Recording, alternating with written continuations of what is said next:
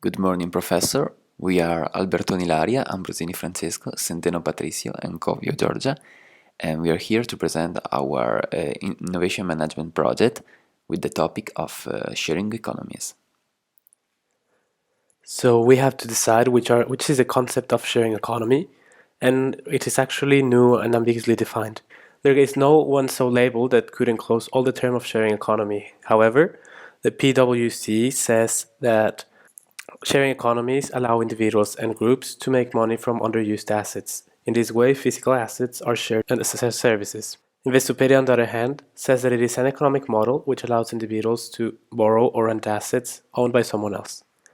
In short, we can say that the sharing economy is revolutionizing the way consumers' needs are being satisfied in peer-to-peer models, in which the provider shares by charging a fee his unutilized assets. When we think about the main business included in the sharing economies, it is natural to consider cars or bedroom rentals, which are the most common ones. Yet, the spectrum of available choices is rather extensive, going through the hotels industry, touristic visits, dog pensions, or credit, as you can see in the examples in this slide. For example, Airbnb for hotels, Uber or Drivey for transportation, Babel for touristic visits, or the Lending Club for credit. The effects in the economy is not yet fully understood, since this is a new concept.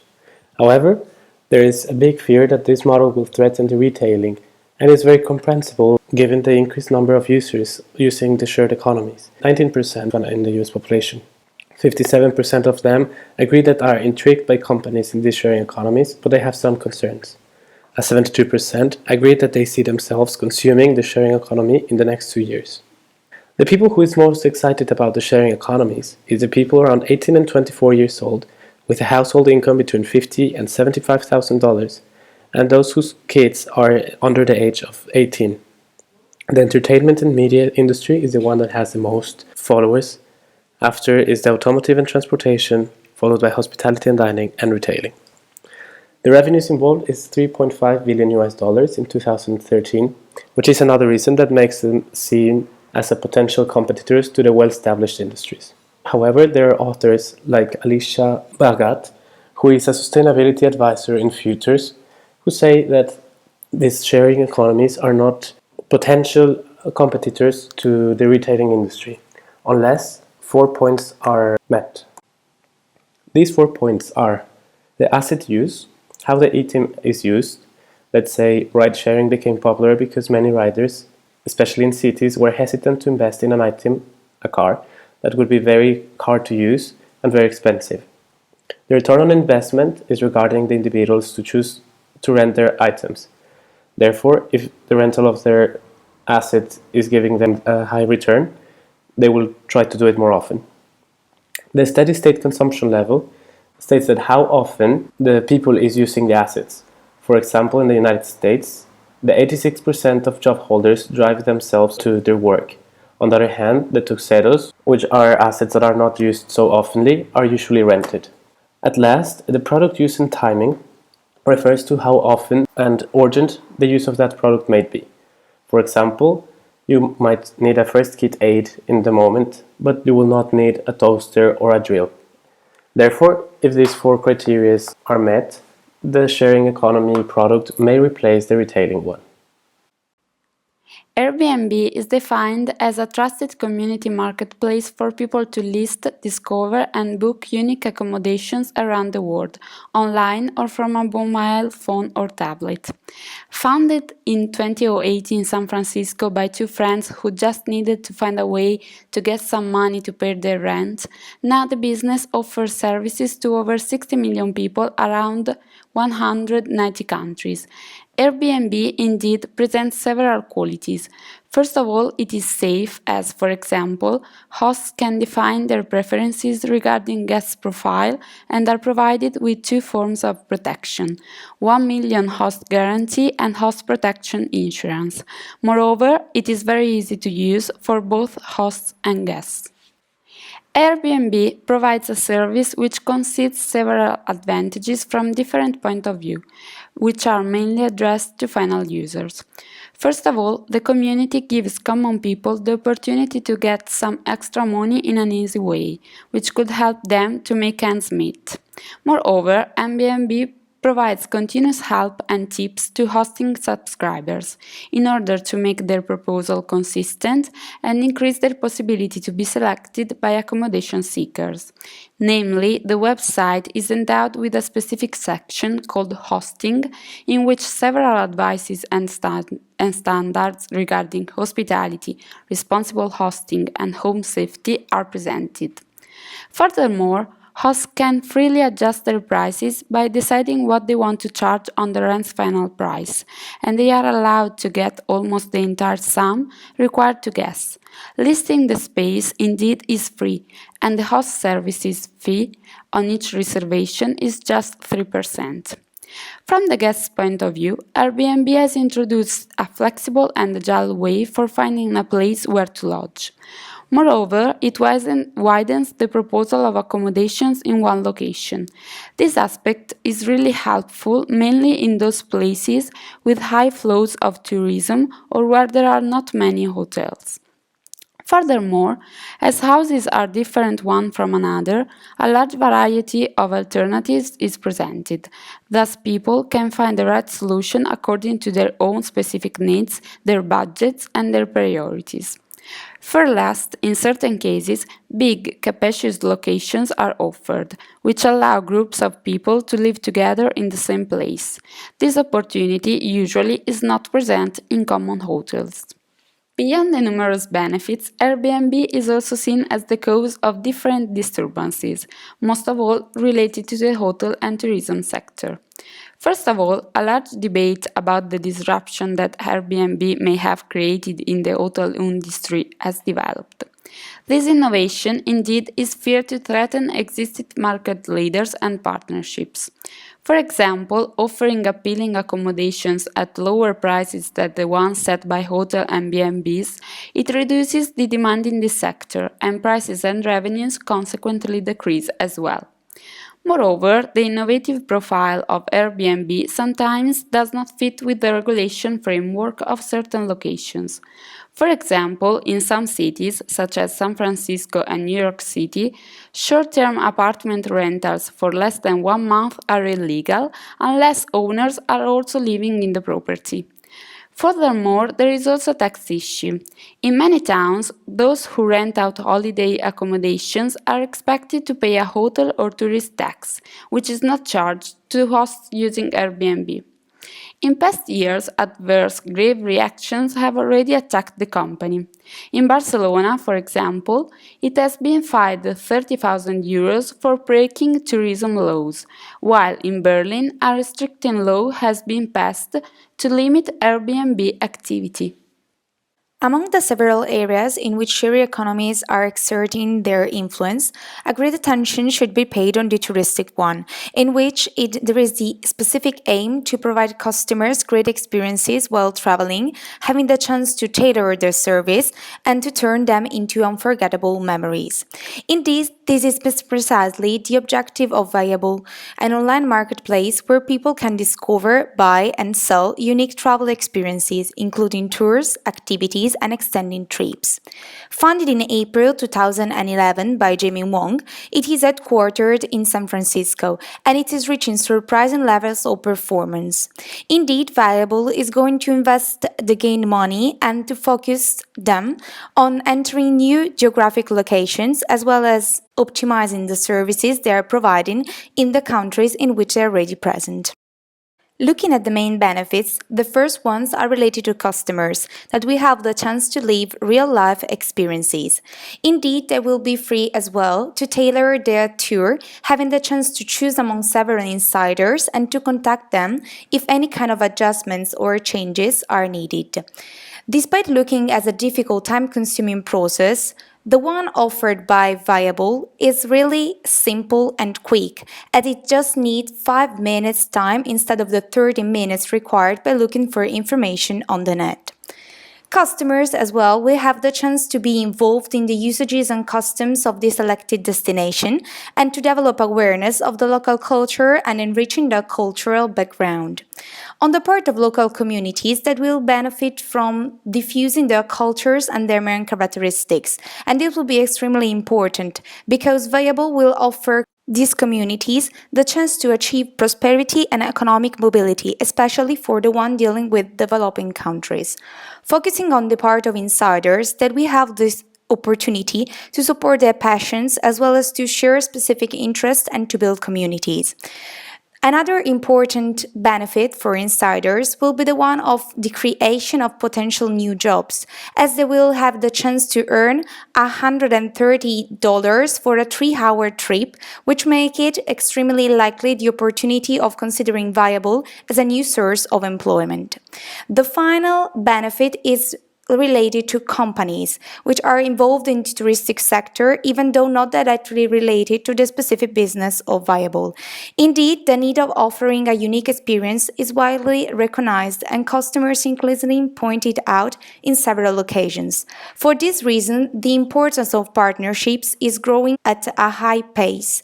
And an important example is the one provided by Viable and British Airways, that through their cooperation had the chance to increase the quality and reach a better match between the experience offered and the one expected from customers. Consequently, the achievement of a higher satisfaction will lead to building customers' loyalty, which is extremely valuable in every type of business. Focusing on the main drawbacks, these one are extremely related with several business that Viable is going to affect while providing its service. Indeed, insiders will be willing to show secret sites of a location to give tourists the chance to discover the most hidden places. But this is going to harm all the business seated in the most touristic location, which build their strength, profitability, and survival on being the target destination for several international visitors. Indeed, another drawbacks will be related to those activities related to the provision of touristic guides, which will be seen as ones that do not offer a unique experience, but just a repetitive one. On the other hand, we will have also problems for travel agencies that have been previously chosen by customers, thus to have a simple, quicker organization of the travel without requiring any kind of effort. This main benefit has been extremely important compared to the difficulty and the stress caused by a deep research on the net and a self-made planning. Indeed, Viable is providing the service in just 5-minute time, without the need to call for an agency or to go there, saving precious time and money while obtaining the best results. Furthermore, another important drawback is related to the avoidance of taxes payment and a general inobservance of the established regulation for the whole sector. Indeed, this brought to a real important debates about either to impose more regulations on the sharing economies or to deregulate the entire touristic industry. Indeed, given the principal goal of creating a path for a fair competition between the two ways in which a business can be run, those discussions are still going on. Finally, it is pivotal to underline that sharing economies are deeply changing the structure of several industries, and a better understanding of the customers is required in order to provide them exactly what they are looking for. In this sense, the sharing economies can be seen as a good example to be followed by the traditional businesses, pointing out the strengths of their models and integrating those aspects in their own reality. Here we go with our third example. Uber Technologies Inc. is a well-known transportation network company founded on March 2009 in San Francisco, California. Transportation network company means that they created a virtual network available through their app, which allows users to find or to provide a lift in more than 300 cities, 58 countries all around the world. The numbers reached by this company are impressive. In the last year, they offered around 1 million rides per day, with a gross revenue of 10 billion and an estimation of their capital value of 62.5 billion. So, how could this company have such a success? In order to understand it, we need to focus firstly on the passenger point of view. Uber gives them a choice, a very easy one, between an expensive and not always available traditional cab service or an informal, more readily available and cheaper private service. The average Uber's price is less than half of the taxi's one. Then it offers benefits also to the driver, of course. It allows them to get an additional revenue with two very interesting features. Firstly, it's flexible, they can manage their time as they want. Secondly, it doesn't require any specific investments. Finally, there are also some benefits for the society in general. The main one is the optimization of the underexploited resources, which allows to a better taxi service for consumers. Then, it has also some collateral benefits like lower traffic congestion, since Uber's drivers are not allowed to stop in the middle of the streets waiting for users. But it brings also, as a Temple University study has shown, a lower rate of drivers under the influence, so it makes streets more safe because drivers are not drunk. By the way, their business has also some dark sides. Indeed, Uber is often in the front pages of many newspapers because of the numerous protests and strikes of taxi drivers, or because operating bans are implemented by governments. The reasons are mainly three. Firstly, the legal one. Uber makes their profit appear as the result of intellectual property rights, so it's easier for them to save money in tax-friendly offshores. This is called the Dutch tax shield because it's implemented in Netherlands. Then, the unfair competition issue. Uber can apply such lower prices because its drivers don't have to afford any expensive investments such as licenses or specific cars. The question so is Uber shaking up a market or it's simply destroying it? Finally, there are as well some safety issues. Drivers are not regarded as employees, but as contractors. Therefore, they are not trained and not insured during their activity. Moreover, Uber has been criticized for its lack of attention in drivers' adequacy tests. So, this situation puts customers in risk. Starting from the three different cases presented in this work, the evolution of the sharing economies is deeply impacting the world and the ways in which business can be run. Indeed, their presence should be taken into consideration given the several benefits and drawbacks that they can bring and that will be briefly summed up as it follows. On one hand, dealing with the main advantages that they are able to provide, one of the most relevant is the chance offered to ordinary people to get access to an alternative way in which to earn additional money or, in certain cases, new employment opportunities. Indeed, this is due to the possibility of maximizing the usage of underexploited resources, such as spare spaces in houses or in cars, consequently gaining sustainability. Moreover, sharing economies offer easier and quicker solutions to everyday problems, up to the delivery of an immediate service being based on advanced technology. In addition, they facilitate the match between demand and offer, given that they both enlarge the former and latter. Specifically, the demand increases because of lower prices since the service is not provided by the official businesses, while the offer is extremely various both on the dimension and on its peculiarities. Moreover, the stated variety leads to precisely meet the needs of consumers, which will be satisfied and willing to benefit once again from their services. On the other hand, the innovative aspects of these new activities does not match with the existing traditional environment and mainly with its regulations. Namely, the laws that seem not to be respected by the sharing economies are the ones related to taxation, safety and permissions. Indeed, the traditional market and the government already reacted and took action against those players. This involved from legal and financial punishments till their ban of operating in some countries. Another important aspect, extremely related to the one just portrayed, is the consequent shock caused in the existing markets due to an unfair competition. Actually, this has caused an increase in the level of unemployment among traditional workers, who have been replaced by internet users joining a community. In conclusion, the sharing economies are bringing to light benefits whose relevance rely on their nature and on the way in which they are deeply impacting the life of ordinary people affected by the bad consequences of the economic crisis. Taking these statements as a starting point, the struggle between advantages and dark sides is tracing the path for huge changes in different industries. Indeed, in our opinion, despite being aware of the need for a more defined legal framework where the sharing economy should be placed, we believe that these novelties are bringing a positive wind of change and modernization into overregulated markets. Consequently, instead of thinking about additional restrictions, it seems to be pivotal to deregulate those sectors that are stagnated due to the high loss pressure. Hoping that you enjoyed our presentation, we thank you for your attention.